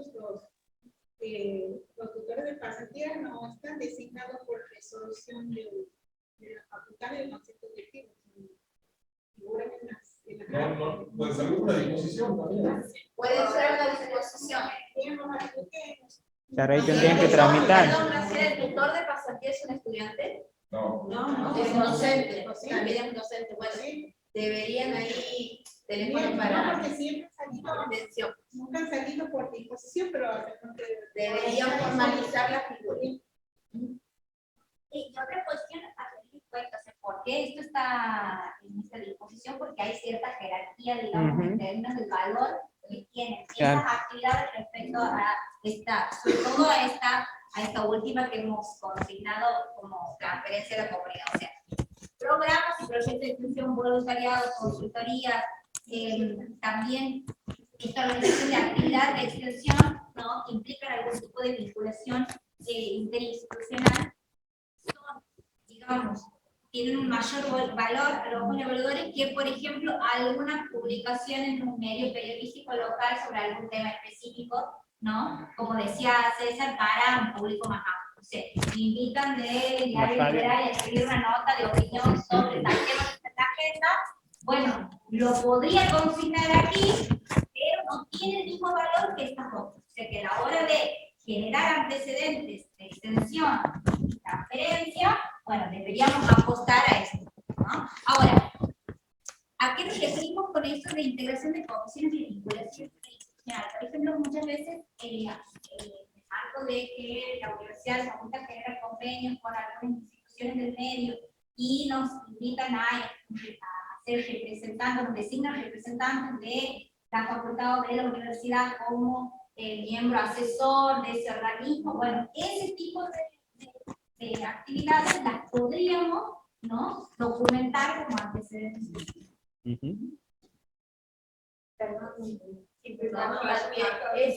Claro. Claro. Es importante empezar a registrar esto, sobre todo ayer estuvo en la universidad de visita el subsecretario de seguimiento de las trayectorias académicas, el licenciado Quiroga, del Ministerio de la SPU, del Ministerio de Educación de la Nación, y una de las cosas que se han comunicado es que se va a empezar a trabajar a nivel nacional en la curricularización de la extensión. Si bien es cierto, nosotros tenemos ya por práctica hacerlo y en carreras que están como más apoyadas en la extensión que otras, la idea es que todo esto se empiece a formalizar porque hay un volumen impresionante de conocimiento que se ha generado en el ámbito de la extensión que muchas veces no vuelve no retorna a la universidad ni en el formato de publicaciones, ni en la extensión, digamos, o la popularización, perdón, hacia dentro de los programas de cátedra. Entonces la idea es empezar a recuperar todo eso que los docentes naturalmente hacen y darle un valor dentro del currículum también del docente, ¿no?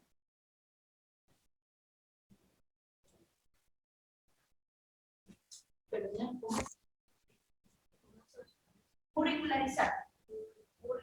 Claro, así como se han curricularizado las prácticas profesionales supervisadas, también se va a curricularizar la actividad de extensión. Es decir, si vos hiciste una actividad que ha generado conocimiento, de eso puede venir un informe que tendrá ahí la Secretaría de Extensión con su consejo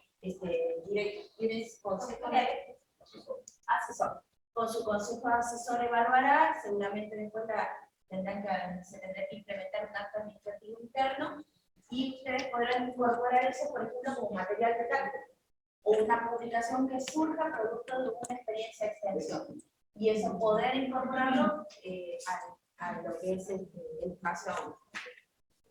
Bien, ahí los proyectos de extensión y voluntariados, es importante, bueno, consignar en primer lugar en qué rol participamos en un rol de responsables, entendiendo responsables, directores o codirectores de proyectos de extensión y voluntariados, o de integrantes.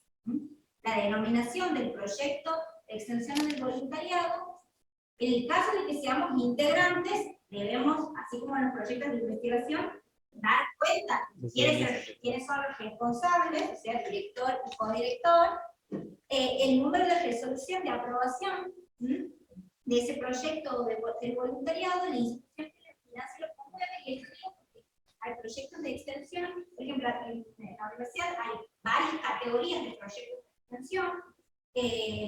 Esto implica, bueno, también diferencias en la envergadura de los proyectos, pero también proyectos que vienen financiados por SPU, por ejemplo, por la Secretaría de Políticas Universitarias, convocatorias nacionales. Entonces, puede haber otras instituciones o cofinanciadas, ¿no? Entonces, es importante también consignar eso. Y el año o periodo de ejecución, ¿no? Hay proyectos de extensión que generalmente duran un año, pero hay proyectos con mayor financiamiento que son plurianuales. Entonces, en ese caso, que abarquen más de un año, bueno, colocamos el periodo de ejecución de ese proyecto. Por ejemplo, aquí tenemos director, en este caso del proyecto de extensión nuevo es una categoría del proyecto de extensión que tenemos en la universidad, denominado proyecto, aprobado por resolución, tanto, generalmente puede ser la resolución de Consejo Superior, y financiado por, en este caso, bueno, podemos, en este caso hemos puesto ahí también una organización a nivel nacional, durante el periodo, es un proyecto plurianual, 2010-2012. Y otras actividades de extensión, como por ejemplo los conversatorios o talleres que dictemos a otros organismos públicos, ONG, organizaciones sociales.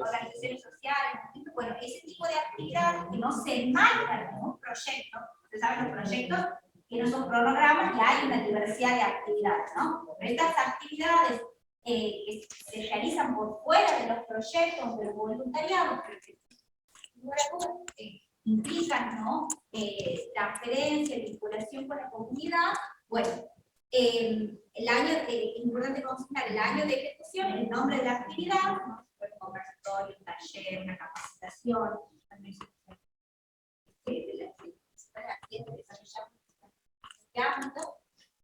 instituciones o grupos destinatarios, ¿no? O sea, con quiénes son los que trabajamos, decíamos, organizaciones sociales, algún organismo público, y número de resolución de la banda. Por eso es muy importante que marquemos este tipo de cuestiones, de actividades, digo, busquemos formalizarlo, porque es la única manera de poder después realizar la actividad. En este caso tenemos aquí año de la realización de la actividad, año 2009, organizador, ese es el rol con el que participa en la actividad, puede ser capacitador, puede ser ahí cocinar bien cuál es el rol que desempeñamos. En este caso el conversatorio, el título del conversatorio destinado a, en este caso, trabajadores de cooperativas textiles y aprobado por resolución o para una disposición, eso sobre todo pensando en los consejos Pero siempre tratando de colocar ese acto administrativo. Y aquí, otra vez, antecedente en formación de recursos humanos en extensión, esto que hablábamos, ¿no? Las pasantías, las prácticas profesionales supervisadas, ¿no? El año que hemos desplegado esa actividad, el rol, si somos coordinadores, responsables, supervisores, tutores, la instancia de formación, o sea, ahí en particular, BPS, pasantías, bueno, residentes o supervisión de residentes, ahí hay que ver, digamos, específicamente cuál es esa instancia formativa, con el nombre, si hay en particular un estudiante al que uno le hace seguimiento, bueno, también consignar eso, el estudiante supervisado, la institución donde se lleva a cabo, si hay una resolución y el ejemplo, digamos, claro, está bien, que retoma, digamos, los puntos más importantes, o sea, el año en el que se ha realizado la actividad de supervisión, en este caso el rol también, supervisor de pasantía universitaria del estudiante, digamos, se consigna el nombre del estudiante, y el lugar en donde ha desarrollado la actividad el pasante, en este caso la empresa Coteminas, y el número de resolución que designa, digamos, el carácter o el rol del supervisor, tutor, responsable, etcétera, digamos.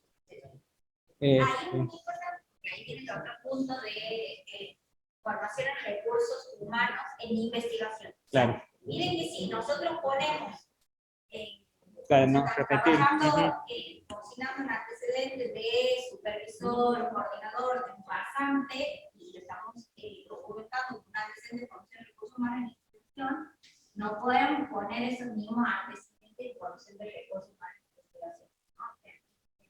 Ahora vamos a ver qué se consignaría en esa sección. Pero digo esto es muy importante porque a veces vemos el ítem de formación de recursos humanos y ponemos todo en el mismo ítem, y en realidad es muy importante que a la hora de armar el CV también veamos y seamos estratégicos en decir, bueno, esto, primero que sea pertinente, ¿no? O sea, que corresponda a la sección, pero que además también en función de la grilla y de lo que se valora, ¿no? En los procesos de evaluación, ¿no? Esa altura, Claro. lleva, o sea, el puntaje lleva los antecedentes que te sobraría, digamos, de ese ítem, y si es pertinente, si es coherente, lo pones en el otro. Por ejemplo, se me ocurría el caso que ustedes mostraban al inicio, cuando decíamos responsable de cátedra. Si yo tengo un equipo cátedra, JTP, un ayudante de primer, estoy en la categoría docente, eso es formación de recursos humanos. Entonces, en ese caso, ese antecedente tiene una doble pertinencia, ¿no? Por un lado, soy responsable de una cátedra, pero también estoy formando recursos humanos de la docencia porque tengo auxiliares en el equipo cátedra del cual soy responsable. Podría estar formando recursos humanos en el área de la investigación dirigiendo una tesis, pero si ya me puse como director de tesis, ese antecedente ya no lo puedo hacer valer como formación. Entonces tendré que elegir en dónde lo voy a impactar, dependiendo si saturo o no saturo de un ítem u otro, ¿no? Eso para que aprendan por ahí estos datos. Estratégicamente, siempre y cuando también esto procurando pertinencia, no que por la larga más no vamos a poner cualquier cosa, sino que siempre y cuando sea adecuado y pertinente. Bueno, ahí por último, formación de recursos humanos en investigación. Y ahí sí, para este proceso de la categorización interna se tiene en cuenta la dirección o codirección de tesis, de grado, de posgrados, también dirección de becarios, pero miren que hay una distinción, ustedes van a ver el puntaje asignado a la dirección o codirección de tesis finalizadas y aprobadas de aquellas que están en curso. Entonces eso sí es importante que en el CV quede claro. Para la dirección y codirección de tesis de posgrado, es decir, de doctorado, de maestría o de especialización, siempre y cuando estén finalizadas y aprobadas, va a haber un puntaje determinado. ¿Sí? Y por otro lado, se puede consignar dirección codirección de becarios o tesistas de posgrado en curso, o bien de tesistas de grado o de trabajo final de grado en curso, ¿sí? Pero, ¿por qué distinguir? Porque, como les decía, ustedes van a ver, en la grilla los evaluadores van a asignar diferentes puntos. Entonces, es importante que quede bien claro cuáles son aquellas que han sido finalizadas y aprobadas, porque van a ser las más valoradas. Y en cualquier caso, digamos, estos son los ítems que hay que tener en cuenta, salvo, digamos, la única diferencia en el caso de si es tesis finalizada o tesis en curso, se aclara, pero nuevamente el nombre del tesista o becario, digamos, a quien, digamos, o de quien uno es director o directora, la carrera de posgrado o grado en la que desarrolla el trabajo, o la institución en la que cursa, el tipo de beca e institución que la financia, ya hemos dicho si puede ser beca doctoral CONICET, beca BCCIN, etcétera, ayudantía de investigación, digamos, hay distintas categorías en esos casos, en donde se puede oficiar de director o directora, fecha de inicio de la dirección, y fecha de finalización solamente en el caso en que haya sido defendida la tesis y se haya culminado, digamos, ese proceso de formación. Y también, digamos, se puede consignar, digamos, la calificación obtenida en la defensa de la tesis. Porque también, digamos, si el tesista tiene una nota alta, también, digamos, le da información al evaluador de que el acompañamiento a ese tesista o a esa tesista ha sido, digamos, óptimo. Y por último también el número de resolución o designación, que esto también, digamos, se consigna cuando uno presenta el proyecto en el doctorado o va a presentar el proyecto de tesis de grado o el trabajo final de grado, digamos, se consigna en la resolución quién va a ser el director o la directora, y ese número de resolución es lo que se tiene que consignar en este caso. Sí, publica los resultados de las becas de investigación, también está el becario, Y el director subdirector o directora. Entonces, esa función de aprobación de la beca, el otorgamiento de la beca, deberíamos nosotros consignar ahí en el caso de que sea dirección o codirección. Y aquí, bueno, tenemos varios ejemplos. El primero es de dirección de tesis o codirección finalizadas y aprobadas. Nuevamente, el nombre del dirigido, digamos, o el del autor de la tesis. El trabajo final, en este caso un trabajo final de grado, el título del trabajo final, para optar, en este caso, el grado de Sociología o en licenciado en Sociología, es decir, la carrera de la Facultad de Humanidades, el número de resolución, la fecha, y en este caso se consigna, digamos, la nota de defensa del trabajo final y la fecha en la que se ha defendido. Otro ejemplo, dirección de tesis o codirección en curso, el mismo ejemplo, pero, digamos, consignamos únicamente la fecha de inicio de la dirección de trabajo final o de este estudiante. Y un último ejemplo de dirección de beca, también nombre del becario, el tipo de beca postdoctoral CONICET, con el plan de trabajo titulado, se especifica cuál es el plan de trabajo que ha presentado el becario en la postulación y al cual, digamos, se ha aprobado, el cual se ha aprobado posteriormente y se adjudica la beca. La resolución, en este caso del directorio de CONICET, y la fecha de inicio y finalización de la beca. Y cerramos. Muchas gracias.